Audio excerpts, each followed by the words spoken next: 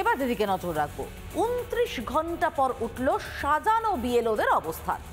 সিইওর দপ্তরের সামনে তারা বসেছিলেন লাগাতার 29 ঘন্টা ধরে। সিইও দেখাও করলেন তাদের সঙ্গে। সোমবার থেকে বিক্ষোভে বসেছিলেন তারা। সিইও দপ্তরের অবস্থান বিক্ষোভ নিয়ে কটাক্ষ শুভেন্দুর।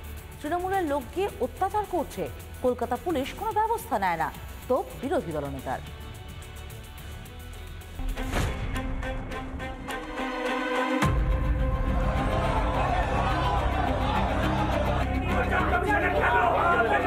কাজের চাপ, ডেডলাইন, শত অজুহাত, আর সেই অজুহাত নিয়ে সোমবার প্রথমে রাস্তায় মিছিল, আর তারপর সিইও দফতরে শুরু হয় বিক্ষোভ।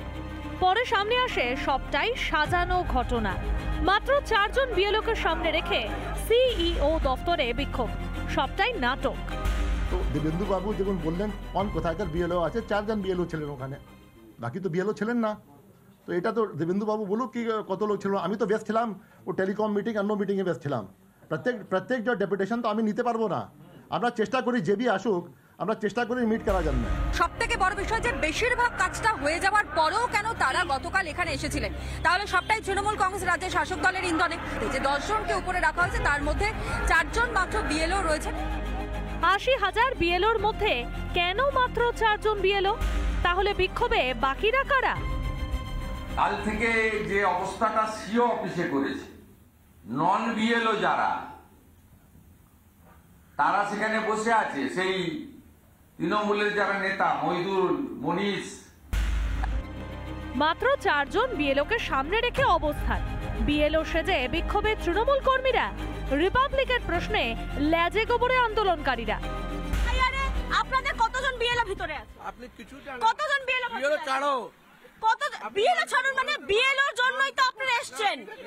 বিএলও করেছে। আপনি বিএলও? আপনি বিএলও? আমি বিএলএ।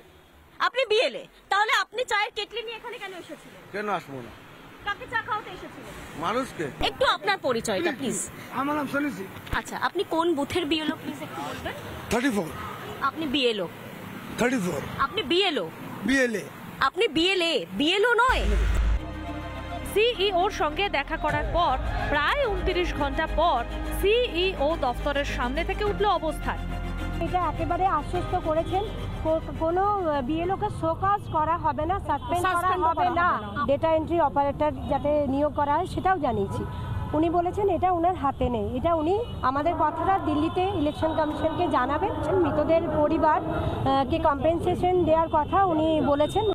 এসআইআর করতে দেবে না বলেও এসআইআর আটকাতে পারেননি। তাই কি কখনো আমজনতা, কখনো বিএলওদের ঠাল করে 26-এর আগে টালমাটাল পরিস্থিতি সামলাতে চাইছেন মমতা ব্যানার্জির দল? রিপাবলিক বাংলা।